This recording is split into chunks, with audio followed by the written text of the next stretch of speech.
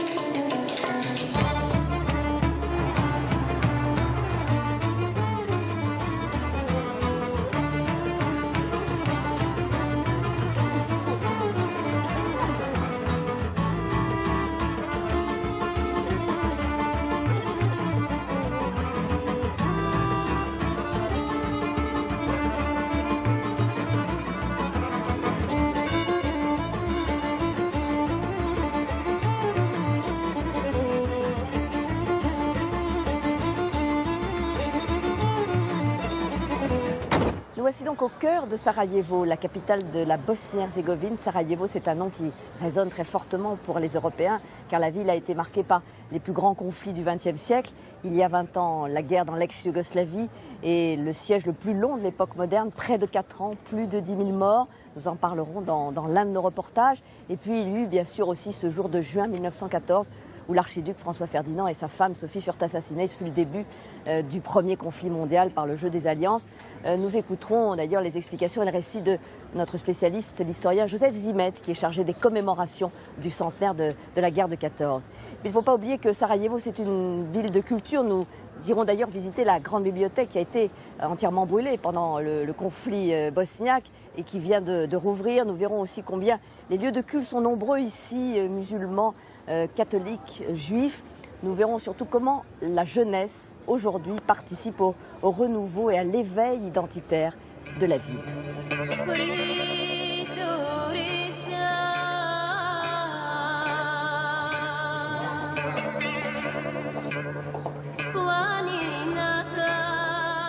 C'est donc ici, sur le pont latin, au cœur de Sarajevo, qu'a eu lieu il y a presque 100 ans maintenant, l'assassinat, l'attentat contre l'archiduc François Ferdinand, l'héritier du trône d'Autriche-Hongrie, et sa femme Sophie. Une plaque commémorative et un musée d'ailleurs célèbre l'événement.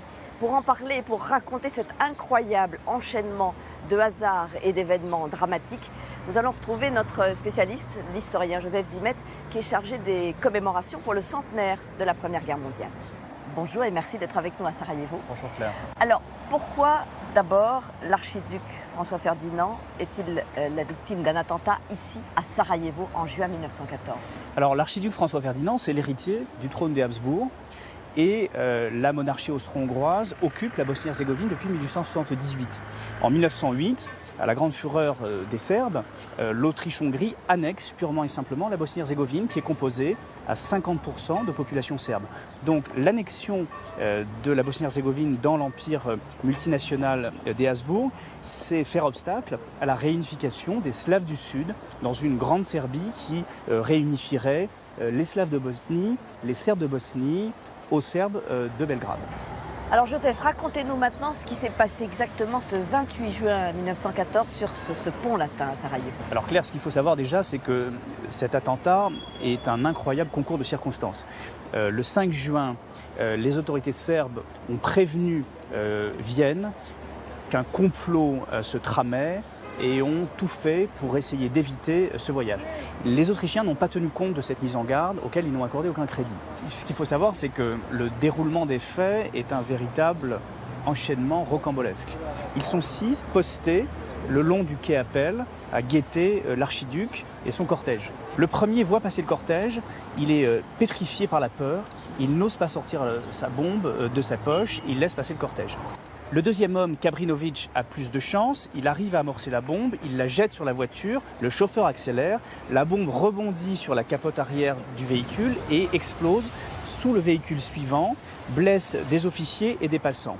Le cortège s'arrête, tout le monde est ému, de la poudre, des résidus de poudre dans l'atmosphère. L'archiduc décide de poursuivre la route et d'aller à la mairie où une réception l'attend.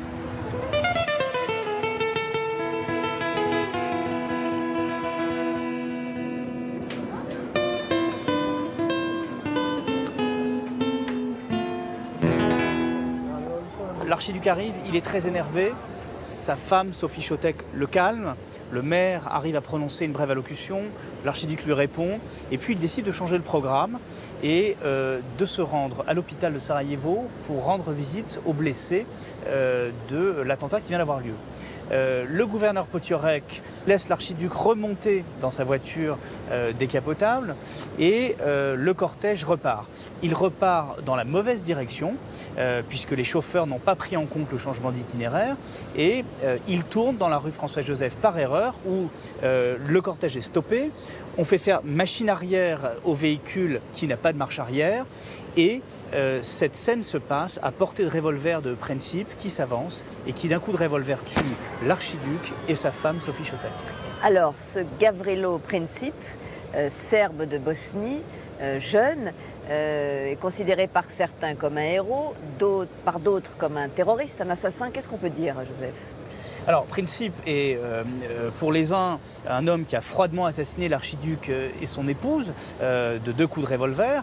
Et pour d'autres, il est un héros de l'indépendance nationale. Ce qu'il a commis est un acte politique. À l'issue de la Première Guerre mondiale, l'Empire austro-hongrois n'est plus. Et le 1er décembre 1918, le roi Pierre Ier de Serbie proclame ou fonde le royaume de Yougoslavie. D'une certaine façon, la portée du geste de Princip est prophétique, puisqu'elle donne l'indépendance à un État des Slaves du Sud. Étymologiquement, Yougoslavie signifie le pays des Slaves du Sud. Alors, outre ce geste politique, comme vous dites, évidemment, l'attentat, l'assassinat de l'archiduc et de sa femme, tout ça va donner le coup d'envoi, j'allais dire, par le jeu des alliances, du premier conflit mondial. Alors, l'attentat de Sarajevo va offrir un prétexte, au fond, aux Autrichiens pour mettre au pas cette turbulente Serbie qui sort quand même victorieuse et renforcée des guerres balkaniques de 1912 et 1913. La Serbie, c'est un foyer d'agitation aux portes, aux marches de l'Empire austro-hongrois. Et donc, la diplomatie austro-hongroise se met en mouvement, va consulter l'allié allemand à Berlin qui garantit le soutien aux Austro-Hongrois pour mettre la pression sur les Serbes. C'est l'ultimatum du 23 juillet, tout à fait inacceptable pour les Serbes, qui va provoquer ensuite l'engrenage des alliances. Alors, alliance Allemagne, Autriche-Hongrie contre la Serbie, qui s'allie malgré le désir de l'Allemagne à la Russie, puis à la France, puis ce conflit mondial surgit. Merci beaucoup, Joseph Zibet. Merci.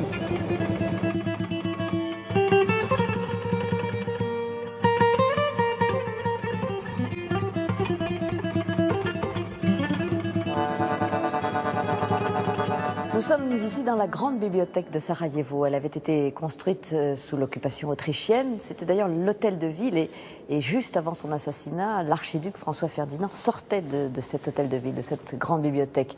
Elle avait été complètement détruite pendant la guerre de Bosnie et le siège de la ville.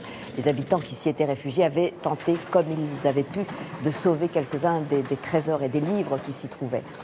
Avant la guerre, Sarajevo était une ville riche de ses diversités ethniques, culturelles, religieuses. On l'appelait même la Petite Jérusalem. Depuis les accords de Dayton, cette ville vit sous un régime de partition politique. Elle subit la crise, comme d'autres pays. Le chômage y est important. Il y a quelques semaines encore, de très graves inondations ont ravagé une partie de la Bosnie-Herzégovine. Mais la population veut y croire. Nous allons voir comment elle a évolué depuis la guerre de Bosnie et le siège de Sarajevo, grâce à Sébastien Renouille, Yves Le Bacon et Didier Legendre. Le pays a du mal à reprendre son souffle. Avec près de 45% de chômeurs, la Bosnie-Herzégovine s'enfonce dans la crise économique. Comme un paradoxe, la génération des moins de 30 ans fourmille de projets. Le Palais de Marie, ce bâtiment de style austro-hongrois, en est l'illustration parfaite. C'est un monument historique, mais regardez à quoi ressemblent les monuments historiques en Bosnie. Je pense qu'il y a beaucoup de lieux comme celui-ci à découvrir. Avec ses amis architectes, Nedim a décidé de redonner son lustre à l'immense cour intérieure. Je ne sais pas si vous allez me croire, mais quand j'étais gamin, je vivais avec ces traces de balles et donc je n'y fais même pas attention. Vous venez de Paris, alors vous les remarquez, mais pour nous, c'est on ne peut plus normal.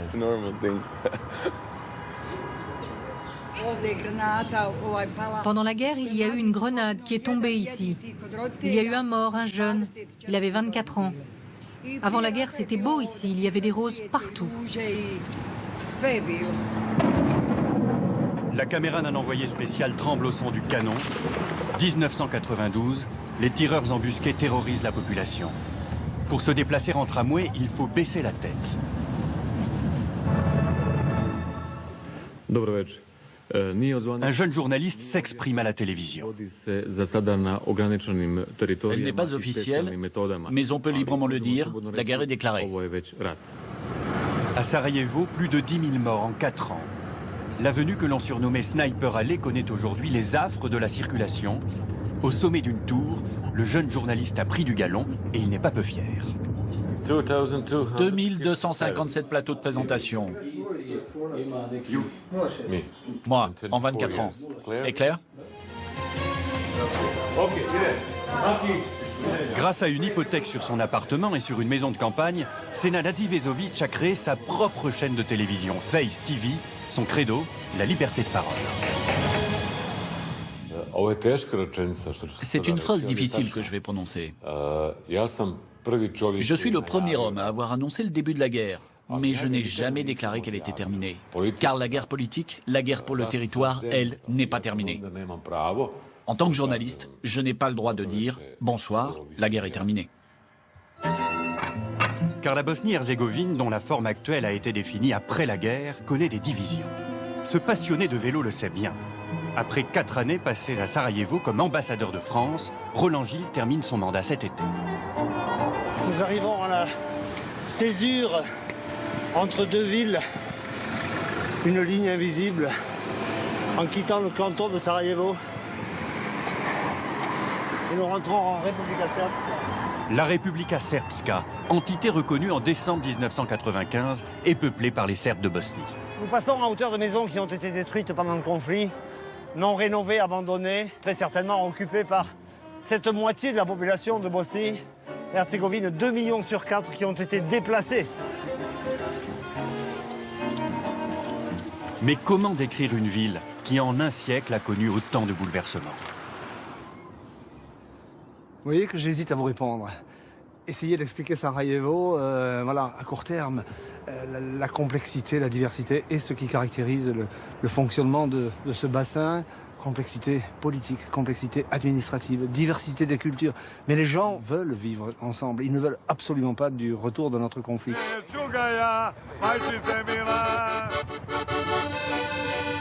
Au bord de la route, un bus attend. Comme le veut la tradition, en fin d'année scolaire, une cinquantaine de collégiens s'apprêtent à partir en voyage. La plupart d'entre eux sont nés après le siège. C'est une chance pour eux de n'avoir pas connu cette époque. Nous, on était comme des papillons, ne sachant pas si nous allions vivre un jour ou plusieurs années. Moi, j'espère ne pas devenir sérieuse, rester toujours aussi légère, ne jamais me laisser abattre, quoi qu'il arrive. Sur le point d'embarquer pour l'Allemagne, ils n'attendent qu'une chose, partir et revenir.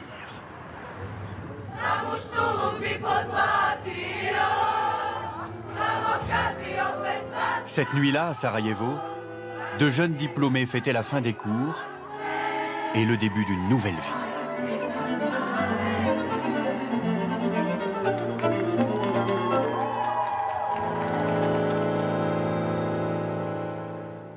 C'est notamment grâce à la culture que la population de Sarajevo a pu résister pendant la guerre de Bosnie et ce siège interminable de la ville. La grande bibliothèque où nous nous trouvons avait d'ailleurs entièrement brûlé pendant ce siège. Les commémorations du centenaire de la Première Guerre mondiale vont d'ailleurs faire une large place aux manifestations culturelles, à la musique, au théâtre. Les artistes et intellectuels étrangers seront très présents. Bernard-Henri Lévy, par exemple, présentera une pièce sur le thème de l'Europe, le jour anniversaire, une pièce qui sera ensuite donnée à Paris. En fait, c'est la jeunesse de Sarajevo qui veut aujourd'hui témoigner de cette guerre récente, de ses souffrances et participer à sa façon au renouveau culturel du pays. C'est ce qu'ont constaté Yves Le Bacon, Sébastien Renouille et Didier Legendre. Haris Pachowicz n'a pas une minute à perdre. Dans une semaine, il présentera sa dernière création avec 280 artistes sur le Pont Latin. Il a imaginé une immense fresque, un hymne à la paix après un siècle de guerre. Lui qui a animé un théâtre, créé un festival de cinéma pendant le siège, ne veut plus entendre parler de génocide, de Bosniaques ou de Serbes. Quand vous venez dans des endroits comme Sarajevo, vous voyez le monde réel, le monde tel qu'il est. Bien sûr, avec des histoires atroces, mais aussi les plus fantastiques. Vous sentez qu'il y a du sens dans votre expression artistique.